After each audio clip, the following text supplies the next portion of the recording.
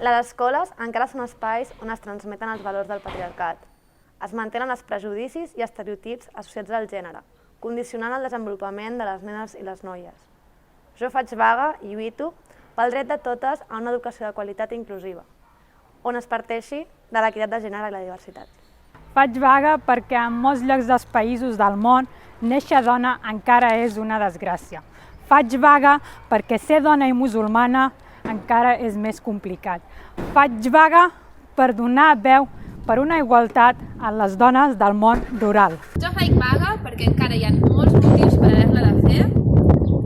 Crec personalment i en l'àmbit laboral que el llenguatge és molt important per promoure canvis i aquests canvis que ens visibilitzin com a col·lectiu i totes les vulnerabilitats que estem patint i que hem patit. Tenim que canviar el món i jo sempre penso que el primer és el que tenim més proper i en aquest cas aniran els meus fills.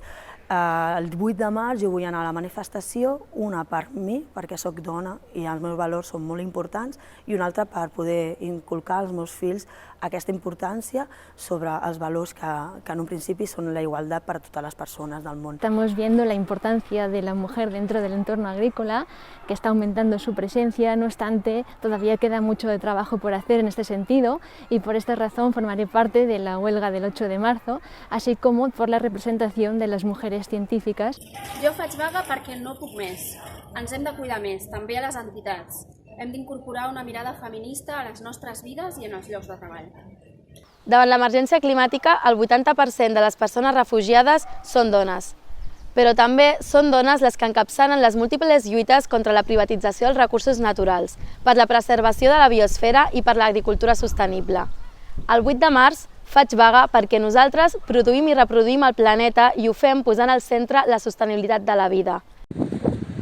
Jo treballo perquè les dones a dia d'avui encara hem de lluitar més per tenir les mateixes oportunitats que els homes. El dia 8 de març faré vaga perquè ja és hora que les dones siguem vistes com a lideresses tant a nivell personal com a nivell professional i perquè tant a Catalunya com a la resta del món els nostres drets siguin respectats. Fomentar dins dels espais educatius un aprenentatge des d'una perspectiva feminista. Per a l'empoderament de les dones dins dels espais educatius, per la visibilització i reconeixement del treball de les dones en el camp. Jo faig vaga per la valorització de l'aportació sociocultural de les dones dels pobles originaris del món. Per un món antifeixista, antimasclista i antipatriarcal que sigui més just per nosaltres.